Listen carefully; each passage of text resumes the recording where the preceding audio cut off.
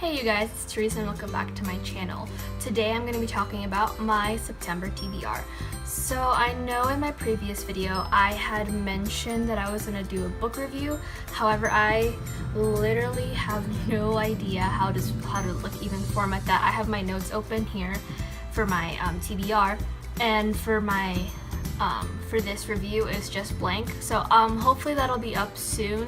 But like I said, I don't know how I format it, so I think I need to kind of tinker around and mess around with it anyways. So for this TBR, I want it to be a little more, I don't want to say adventurous, but read more than usual, like probably like 10 books max, and see how far I get with that. But with school just starting, and it's kind of a little bit of a hectic kind switching of gears, it's a bit of a different take for me, so hopefully I'll get the chance to kind of figure that out. So right now I've just kind of stuck it out with 4 books, and we'll see how we'll see how far I get with that, and maybe I'll be able to get more books in throughout this month.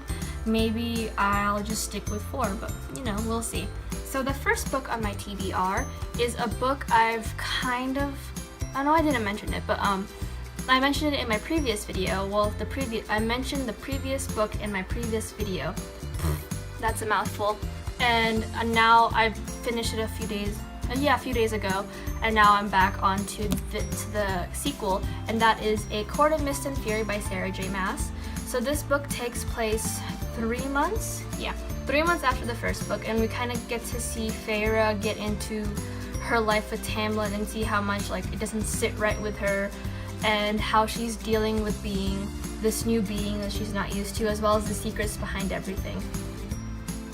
So I started this book, I'm about 100 pages looking around because I'm at 98, 99. And I like it so far. As usual, the writing style is gorgeous, the characters just jump off the page and are very vibrant. However, right now I'm not a huge fan of where Tamlin is going, just because I've grown such an attachment to him in the first book, and now I feel like we're gonna move, it's kind of switching more towards Rhysand.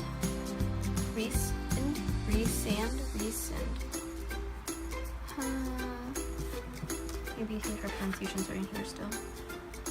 Here we go. Rhysand. Okay, it's Rhysand. Yeah, we're kind of switching more towards Rhysand as like a potential love interest, and I don't know how to feel about it. Like Tamlin's like the atypical, mysterious, silent type who we kind of see, but Rhysand's also the cocky, really funny kind of guy who seems to have a good heart, but we will see how I like where this book is going. Like I said, I'm only 100 pages in, so it's not a lot. The next book is kind of another popular book. It came out just last year, and I bought it along with A Fire and Stars, but I never got a chance to read it because I wasn't like in the mood per se to read these fantasy books, because you know, with like actual high fantasy books you kind of have to get into the story so you can actually understand the world around it, and I wasn't in that mood yet. And that is 3 Dark Crowns by Kendara Blake, and this book is about 3 sisters, they're triplets, and each of them have a power, like a power separate to their own. I believe it lines up with the crown stated here, and I haven't done too much into it. However, these sisters are all in line for the throne, and on their 16th birthday they have to fight to the death, and whoever gets to sit on top of whoever ends up on top will end up on the throne. Kind of the plot seems a little simple, but I kind of want to see where she goes with this. I'm really excited because it's they're 3 sisters who try to fight each other for the crown, and it reminds me a bit of Stardust by Neil Gaiman, or the movie if you guys haven't read the book, where the princes have to go fight for the crown, but completely different, and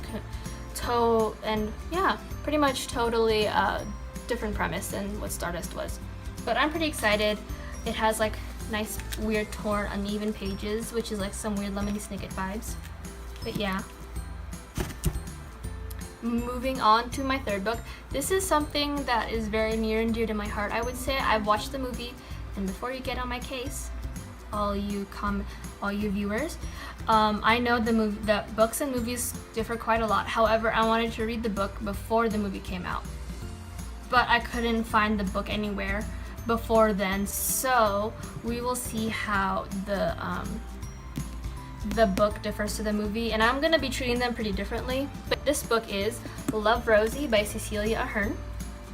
So basically the premise of the story is that these two friends, Rosie and Alex, have been best friends growing up, and they've kind of missed each other romantically, and this is kind of their story of them trying to get with one another and then missing it and then staying friends and then so on and so forth. The movie took more of a romantic comedy vibe, which I enjoyed. It was pretty hilarious to me, but I want to see how this book goes, especially since it does have some mixed media. I see as I'm flipping through, there's some IM messages, some letters, so hopefully this will be good. But it'll be a break from all my mini fantasy kick that I was on. My last book is a bit of a reread. I haven't read it since I was a junior in high school, so it's like a reread, but not really. And that is The Picture of Dorian Gray by Oscar Wilde. Now this is a book that, like I said, I read it back in high school and I really enjoyed it, and I haven't touched it again for a while. And the reason for that was kind of I don't think it was a good reason now looking back at it, but you guys might think otherwise. It's I just didn't like the covers that were offered where I got them from. This is the Penguin Classics, I think, UK edition, so I ordered it from Amazon, and I don't regret it one bit. However, looking back at it, I probably should have stuck it out and got like the books. Basically, Dorian goes kind of through this crisis where he's like, I'll never be this pretty again. I wish this painting that was done for, like, commissioned would grow old while I stay young, kind of switch the role on that. And he ends up selling, did he sell his soul? Yes, he sells his soul to the painting or whatever large higher power there is. So his painting will grow old while he stays young. And that only happens every time he sins. Every time he commits a sin or something that isn't considered like okay, his painting will grow older while he stays the same. I'm excited to get back into this book, especially since this was kind of during the aestheticism movement, and Oscar Wilde was kind of like, well, art is kind of there for art. We don't have to have a deeper meaning behind it. So this is kind of one of the reasons why he wrote the book, I believe. I could be wrong, but it was during the movement, so there are some of those ties in there. But yeah. So that is it for my September TBR. What are you guys reading in September? I'd really like to see if you guys have read any of these books. No spoilers except for Dorian Gray, because I know what happens in that one. If you have read them, or videos you'd like me to do in the future, I have 2 planned, and that's the review, which I don't know, and then maybe a writing vlog. But maybe we'll see if I can't turn that into a reading vlog as well. Other than that, hit like and subscribe if you want to see more, and I'll see you guys next week. Bye!